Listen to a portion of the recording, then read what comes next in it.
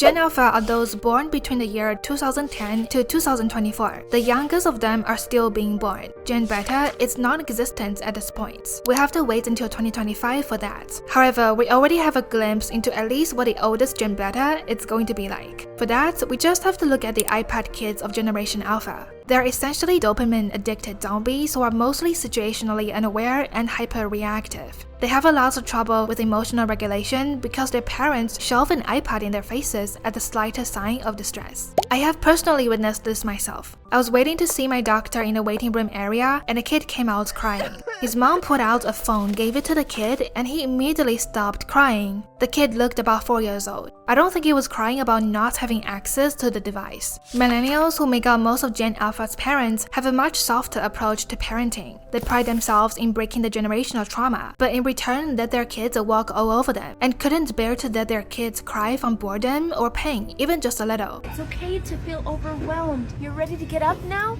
Yeah? Oh, no, it's okay. It's okay. We can take your time. I know it's really hard. No, they don't matter. You just worry about your emotions. That's what's important. Should we put the straw down and take big deep breaths? Will you please stop? Mommy just had big emotions. I'm sorry. Okay, I can sense you're feeling a little bit dysregulated. Here, take the iPad to help you feel safe. Here's Miss Rachel. Here she is. Hi, can I take your order? Excuse me, I am trying to create a safe space for him. Do you want to taste the strawberry? Come here, please. Please, just a tiny little taste. Do I have your consent to wipe your face? Follow the screen. Come on. If the solution to any negative emotion is to immediately distract it, watch some videos, or play some games until the dopamine hits make everything feel temporarily okay again, these kids will have serious trouble functioning in real life as adults with jobs. They won't be able to know what to do when they are sad that their girlfriend or boyfriend broke up with them midway through the shift, angry that they were asked to complete tasks they'd rather not do, jealous that their coworker got a promotion instead of them. What will be their equivalent of an iPad? Or will they use as a distraction to numb out the pain until it passes? I don't think their boss would appreciate it if they pull out a Skibidi Toilet video while they are still on shift. How can they make up a functional society when they aren't able to regulate any negative feelings? And of course, I can't even begin to imagine a cheap dopamine-addicted adult trying to raise the next generation of kids. How will they distract themselves when their toddler won't stop crying? This problem exists not just in Gen Alpha, but let's be real, it exists in Gen Z as well. We see this addiction to our devices not necessarily because we cannot regulate our emotions, but because we use them to escape real life. The oldest of Gen Alpha are now 14 years old. They're either freshmen or sophomores in high school, and they're causing a mass quitting of teachers due to their poor behaviors, unwillingness to learn, and lack of manners. I am a first-year high school English teacher. This is definitely going to be my first and last year teaching. It is absolutely astonishing and scary how your kids are 14, 15 years old and still do not have the proper reading skills. Problem is that they don't care to learn how to do those things correctly. This is my folder of crying teachers, and they are confused and frightened by the behavior of Gen Alpha. They're saying Gen Alpha is defiant, aggressive, disrespectful, and rude. Having to teach and work with you guys as children has been the most traumatic experience of my life. They don't respect any authority. You ask them, can you stand in your designated spot? They're telling you no and shut up. They're throwing things at each other. They're throwing things at other people, other classmates. You say, can everybody sit in their spot? I don't want to. I'm not doing that. You don't get to tell me what to do. You're not my mom. Like, I'm not even trying to be funny, but these kids are... I'm going to just say this. I teach 7th grade. They are still performing on the 4th grade level. I'm a middle school teacher. I'm also 22 years old. And I will tell you, by far, we are doomed. Like, these kids do not care. Like, I have kids, all they want to do all day long is get high. Like, I need to ask millennials, why are your kids so awful? And more importantly, why do you think it's so funny? Your kids cannot read. They cannot write. They are ill-mannered. It's easy to sit back and shake our heads at the slightly comical but mostly depressing states of Gen Alpha and Gen Z. But when we stand in their shoes, we can easily see why they all seem to have given up on life. There seems to not be much ambition, plans, or urge to achieve in the younger generations compared to the previous. I remember working hard on every school assignment, and every kid in the class did the same. We all strive to be top students. We all strive to go to top universities. And there were no less than 5 students out of a science class of 30 who wanted to become a doctor. It was either doctor, engineer, computer programmer, or a lawyer. Now you can use ChatGPT to write your entire essay, another AI tool to paraphrase it for you so you don't get caught, unlike some students. You can now take a picture and have the AI solve your entire math homework in seconds.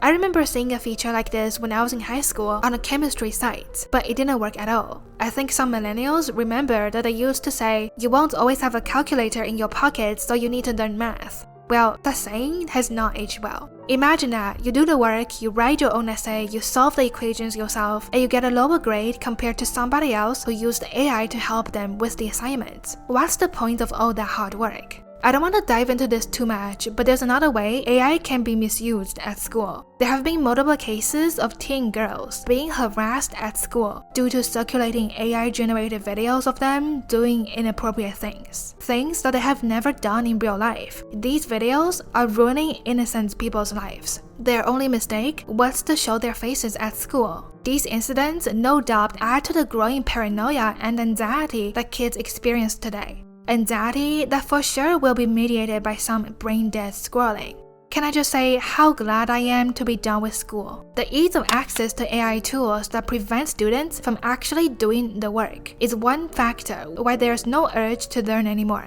Another factor is that there simply is nothing for them to gain from putting hard work into assignments or corporate jobs. Why do you need to learn how to spell perfectly or learn how to do correct citations on your science paper when Jimmy on TikTok has made 10 million selling cryptos in the past 2 years? When Charlie is now worth 30 million from her dancing videos? When Cappy now has 20 million without ever uttering a single word?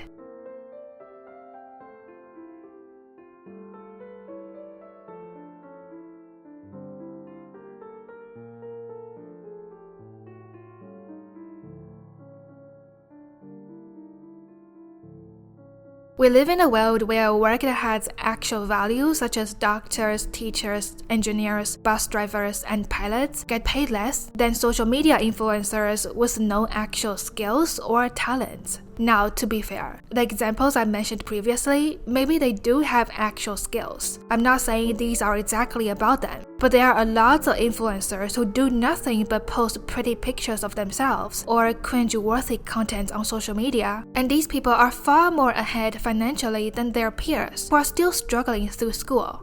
Even if these kids become doctors or engineers on a full scholarship, they will probably never catch up to the financial success that certain influencers achieved at such a young age. And they know this. They don't need to hear from us to know that. 20 years ago, the most common answer to what do you want to be when you grow up were doctors, lawyers, and astronauts. Today, it's apparently influencers, YouTubers, and content creators. The young people of today are looking up to questionable idols because they see the struggles of those before them. They realize that going through the traditional route no longer provides the same lifestyle that people 20, 30, 50 years ago got to enjoy.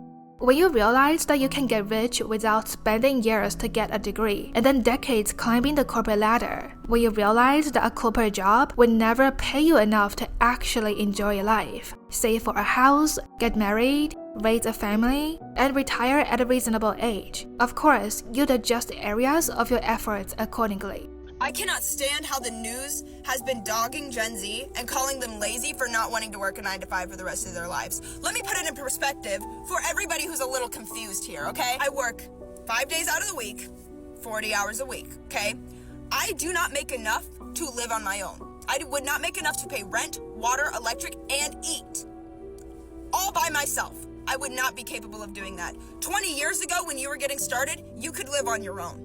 20 years ago when you first started, you were able to do everything that I am now struggling to do. I've been working my tail end off just to barely make it by. And respectfully, I don't want to do that for the rest of my life.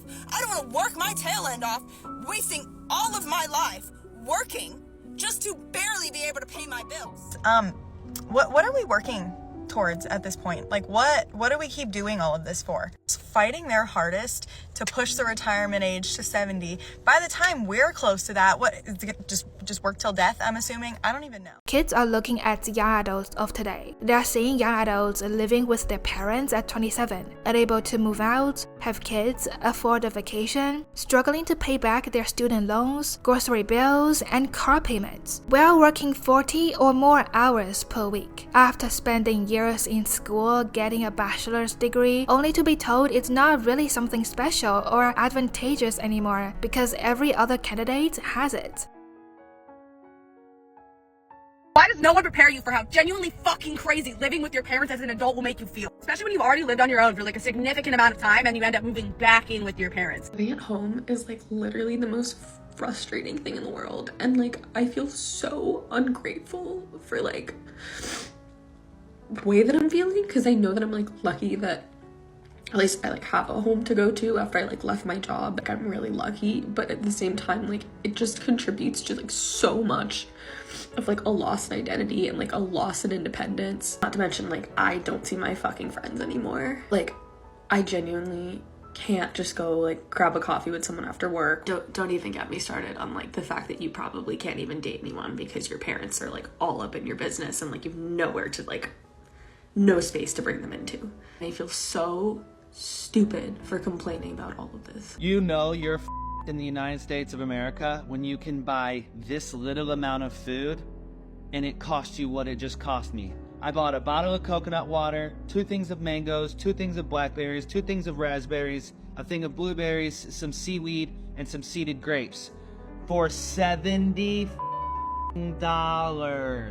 What's really sickening about that right there is that is an extremely healthy diet, and it cost me $70 here in the United States of America. For that same $70, you could fill that whole table up with toxic processed chemicals in bags, boxes, and cans. This is what I bought for myself, not even my wife, just for me the next 2 days to eat, because I want to eat healthy before the holidays. I got some grass-fed ground beef, some turkey deli meat, some lettuce, cheese, tuna, carrot sticks, blueberries, almond butter, coffee, and I got a case of water under there, which is like $4. Do you have a guess on what this is? $86.77. How? This is for 2 days. Now, the berries and the almond butter and coffee are going to last me probably a week, so let's say $70 every 2 days, just for me. That'd be $1,000 if I want to eat this healthy for the entire month, not including my wife. And what about all of you out there with kids? They're seeing all that and realize the hard work at school just isn't going to be worth the efforts they get. In fact, depending on the degree that you get, being more educated may not always get you higher pay. About 16% of high school graduates are making more than half the workers with a bachelor's degree. Similarly, 28% of workers with an associate's degree earn more than half of workers with a bachelor's degree. And 36% of workers with a bachelor's degree earn more than half of workers with a master's degree. Computer science, health practice, and engineering are some of the highest earning degrees. If your degrees is in gender studies, communication, or art history, your employment prospect unfortunately won't be as good. There are many cases of people with bachelor's degree making the same hourly salary they made in high school after graduating, only now with an additional student loan to pay off. The fact that I went to college, got a bachelor's degree, graduated with honors, just to be stuck unemployed. I've been job searching for 6 months now, applied for hundreds of jobs. I have less than 5 interviews and 0 job offers. It's like I worked hard for my future and it was all for nothing. When you study graphic design at a 4-year university and you can't get a job after graduation. You won't believe this. 20% of Harvard MBA grads can't find jobs, and same with a lot of these other prestigious schools. Mind you, it's almost $250,000 for this thing. Data is data, but let's be real. If you're a Harvard undergrad, okay, it means something. If you're a Harvard business grad, people don't care. I think the disconnect comes to where these MBAs are expecting these crazy leadership jobs, and then the leadership jobs are looking for these people with actual experience, not MBAs. You're not going to get that from MBAs. There was a time and place where these actually did make sense, but clearly it's not anymore. Currently having a mental breakdown because it's been almost a year since I graduated and I still can't find a job. College is only advantageous if you can get into one of the higher paying fields.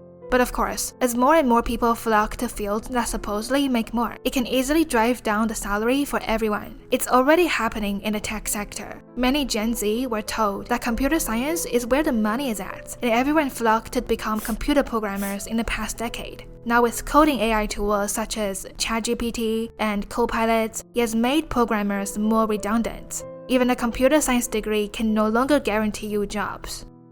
With soaring food prices, many are left in a state of constant panic over whether they can afford their next meal. The cost of living has gotten out of control. A bag of chips now costs $6 and a stick of butter $7.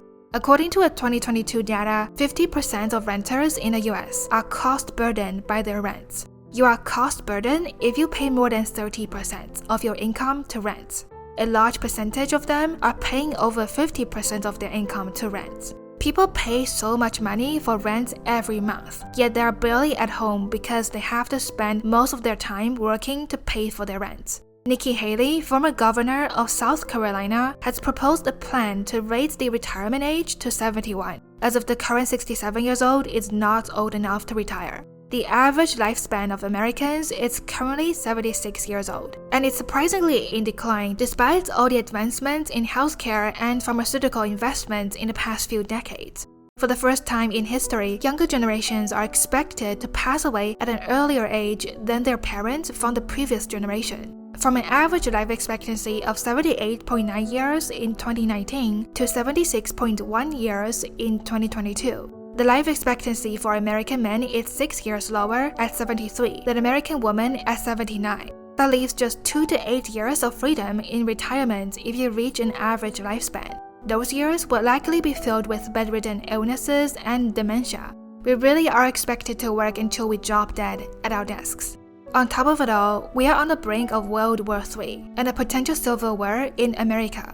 According to Fortune.com, corporate greed is behind the rise in prices, not as much due to other factors. Corporate profits drove 53% of inflation during the second and third quarter of 2023, and more than one-third since the start of the pandemic. That's a massive jump from the 4 decades prior to the pandemic, when profits drove just 11% of price growth. The current situation of Gen Alpha and Gen Z is a result of growing up knowing you'd most likely not be able to afford life, knowing you would just be scraping by to survive, from one paycheck to the next, until you drop dead. Goodbye retirement, the thing that's going extinct when the boomers are gone. How can you hype yourself up to hope when you know full well that things are only getting worse? How do you bank on things getting better when you know full well it never went that way for the generation before you? Gen Z and Gen Alpha are simply being realistic. If you know you can't afford to thrive, giving up before you begin is the only thing left to do. As they said, it's better to lose at the starting line than at the finish line. It saves a run. That's exactly the mindset that so many young people today embody.